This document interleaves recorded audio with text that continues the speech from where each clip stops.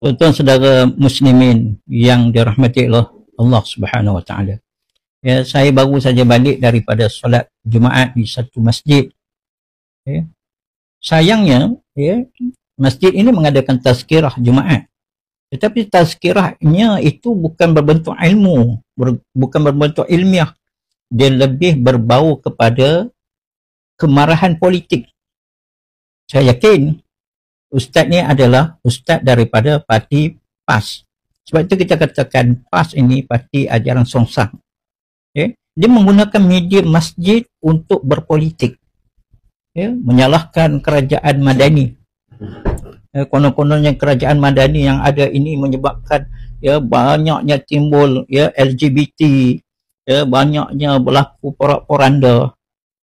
Tuan-tuan, ini bukan masalah kerajaan. Ini masalah dalaman individu. Okay? Kalau kita nak lihat, nak buat perbandingan, kerajaan di Kelantan pun tidak kurangnya berlaku kemaksiatan dipimpin oleh parti ajaran Songsang PAS tu. Begitu juga di Terengganu. Ya? Begitu juga di negeri Kedah, Perlis.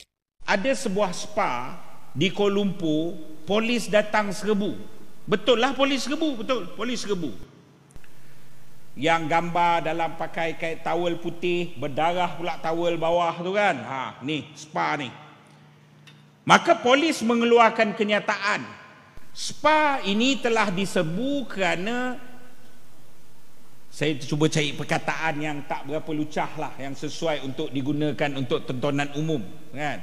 Spa ini ada kegiatan songsang lelaki dengan lelaki. Maka kena 1,000. Saya naik kat, saya cari spa tu. Dan dia ada iklan dalam media sosial. Ada iklan dalam media sosial. Patut polis serbu. Iklan dia terang-terang. Dia kata iklan dia apa? Datanglah ke spa kami dan menikmati pakej lengkap dengan harga paling mahal tapi paling istimewa. Apa dia? Semua orang lepas berendam, lepas bilik sauna, lepas berurut, akan masuk ke bilik gelap. Gelap sungguh bilik tu kan, ruang tu gelap sungguh. Maka yang anda terpegang itulah pasangan anda dan lakukanlah yang terbaik pada ketika itu. Saudara, ini bukan dekat Amerika ni, ini dekat Malaysia ni ya. Dan benda itu berlaku dan diiklankan. Saya ucap terima kasih, bagus polis 1,000. Tapi selepas serbuan, polis telah buat pengumuman yang sangat menyedihkan. Apa dia?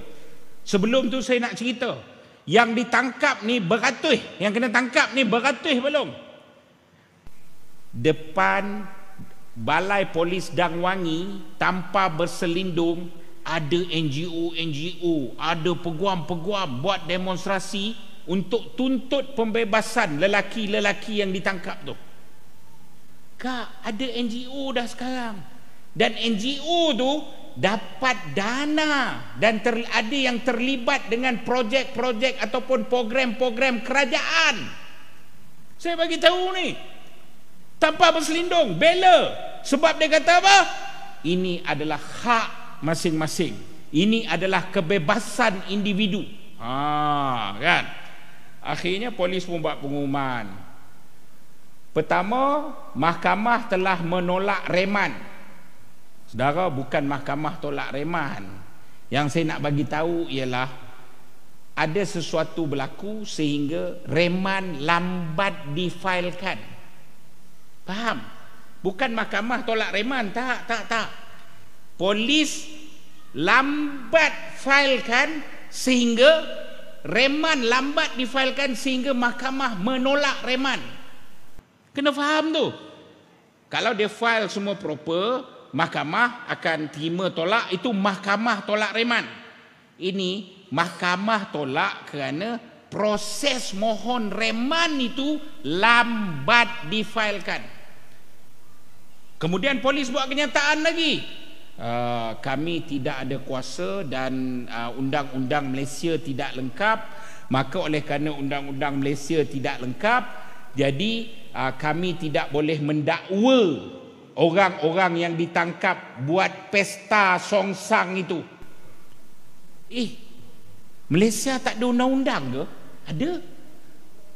Perdana Menteri sekarang pun pernah kena dakwa dan kena tangkap pasal kes itulah, kan? Dan 2 hari selepas operasi di Pulau Pinang, operasi di mana? Operasi di Kuala Lumpur, operasi di Pulau Pinang. Operasi di Pulau Pinang mudah ya. Operasi, besok reman, terus charge dakwa di mahkamah. Kenapa di Pulau Pinang dan kenapa di Kuala Lumpur tak boleh? Saya bagi tahu saudara, di Kuala Lumpur tak boleh bukan sebab tak ada undang-undang. Di Kuala Lumpur tak boleh bukan sebab kelemahan ataupun apa-apa. Tapi di Kuala Lumpur tak boleh kerana yang ditangkap itu adalah orang yang ada nama. Antara yang ditangkap ialah pimpinan parti peringkat pusat PKR. Yang ditangkap itu ialah pimpinan parti peringkat pusat PKR. Yang ditangkap itu adalah pembantu atau pegawai setiausaha kepada menteri yang sedang memerintah sebagai menteri hari ini. Yang ditangkap itu antaranya siapa? Adalah pegawai ataupun pendakwa raya daripada pejabat peguam negara. Yang ditangkap itu siapa? Yang ditangkap itu ialah ahli-ahli politik daripada PKR. Kan itu tak boleh dakwa, kena tutup, saudara. Sesedari yang saya hormati sekalian, kita mengundang bala. Saya bagi perkembangan dalam perkara yang sama. Sebelum ini kita digemparkan dengan perkembangan pesta songsang juga berlaku di Kelantan. Ingat ke tidak? Berlaku di Kelantan, yang hingga TV apa semua ni berlaku di Kelantan, dia kata. Saudara, ni saya nak bagi tahu. Saya jumpa pegawai yang in charge operasi itu. Saya jumpa pegawai kesihatan yang terlibat dalam banglo itu. Saudara, di Malaysia saya bagi tahu, di Malaysia ada ubat semenjak daripada Kerajaan Pakatan Harapan memerintah, Kementerian Kesihatan telah keluarkan duit rakyat untuk beli ubat HIV. Nama ubat tersebut PrEP, P-A-P-R-E-P, PrEP. Nama ubat tersebut. Ubat ni untuk apa? Ubat ni perlu makan, ubat ni mahal dan perlu makan secara berkala. Kalau dia ada HIV, dia makan betul-betul. Seorang lagi, dia buat apa pun dia tak transfer, dia tak berjangkit. Dia tak berjangkit ubat ni kononnya, dan memang menunjukkan kesan lah daripada segi sains. Dan ubat ni diedarkan di hospital-hospital, satu hospital satu negeri. Contohnya Hospital Kota Baru untuk Kelantan, Hospital Sultanah Aminah di Kelang untuk negeri Selangor. Dia ada hospital seluruh negeri, ada satu hospital yang edar ubat ni. Macam mana nak dapatkan ubat ini? Macam mana nak dapatkan ubat ini? Nak dapat ubat ini, pertama kita kena pergi periksa ada HIV ke tidak. Kita pergi periksa ada HIV. Okey.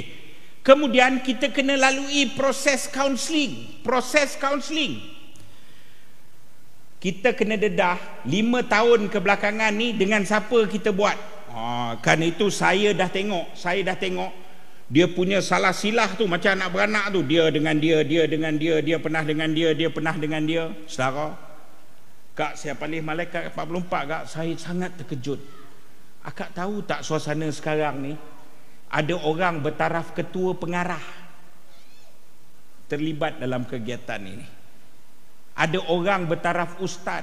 Ada orang bertaraf PU, pencetus ummah. Ada artis, ada selebriti, ada orang penting negara. Sebab apa? Dia dah kena. Jadi panggil sesi kaunseling. Dia dah 5 tahun ni dengan siapa dia berjumpa, dengan siapa dia buat. Dia dah. Saudara, saya rasa terus gelap dunia ni. Kan? Okey, baik. Selalunya pesakit di Kota Baru, dia tak pergi Kota Baru sebab dia malu. Pesakit di Selangor, di Kelang, dia tak pergi Kelang, dia pergi hospital di Seremban. Pesakit di Negeri Sembilan, dia akan pergi Kelang. Pesakit di Pahang, dia akan pergi Kota Baru. Dia jauh. sebab dia tak nak identiti dia terdedah awal sangat. Maka di Kota Baru, di Kelantan, Hospital Kota Baru in charge sebagai hospital PrEP. Di bawah Majlis AIDS Malaysia, kerajaan bagi duit dekat Majlis AIDS pula bagi satu NGO lokal. Maka setiap bulan ubat ni nak dikeluarkan, dia kena buat sewa lah, sewa villa, sewa banglo, sewa apa kan, untuk panggil semua yang datang ni daripada jauh. Kalau Hospital Kota Baru buat di Kota Baru, yang datang ni daripada jauh, daripada Kuantan, daripada Terengganu, daripada jauh lah datang. Maka dah perlu banglo, perlu bermalam. Jadi datang sesi pagi, taklimat dengan doktor, pemeriksaan kesihatan, nak cek lah darah apa semua kan, nak tengok sihat tak sihat. Sesi kedua, taklimat dengan pakar perubatan. Buat ni dia kena ada keselamatan, pakai itu macam ni apa semua ajar, semua ajar. Sesi petang, sesi moral, panggillah ustaz mengajar sikit apa semua kan. Akhirnya sesi sebelum senja bagi ubat. Nah, ni bekalan kamu sebulan, ni bekalan kamu sebulan, ni bekalan kamu sebulan. Malam tak ada sesi. Pegawai kerajaan balik, doktor balik, ustaz balik. Yang tinggal siapa? Semua perangai sama. Obat dah ada dekat tangan. Apa jadi? Jadi pesta. Kan itu kenyataan Ketua Polis Negeri Kelantan menyatakan pesta. Pesta songsang. Tapi dijawab oleh Dr. Zul dalam Dewan Rakyat. Dia kata apa? Ini bukan pesta. Rumah tersebut dibayar dan program tersebut adalah di bawah Kementerian Kesihatan. Dan Majlis AIDS sebagai menyelenggarakan program tersebut. Dr. Zul pun tak salah, cakap betul. Ketua Polis Kelantan pun cakap betul. Pagi betul taklimat, siang taklimat, tapi kau tinggalkan orang tu malam sebab orang nak balik jauh, jadi tidur situ. Dan malam itulah berlaku pesta.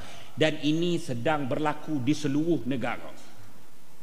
Ini sedang berlaku di seluruh negara. Merebak, saudara. Saudari yang saya hormati sekalian, Dr. Zul sekali lagi bangun dalam parlimen ketika sahabat-sahabat kita tanya dalam parlimen. Dr. Zul ni bekas orang PAS. Dia tak rasa salah, dia tak rasa salah. Dia kata apa? Dalam ucapan dia kata, kita sangat prihatin, kita ambil langkah pencegahan, ini juga manusia, mereka yang sakit ini juga manusia.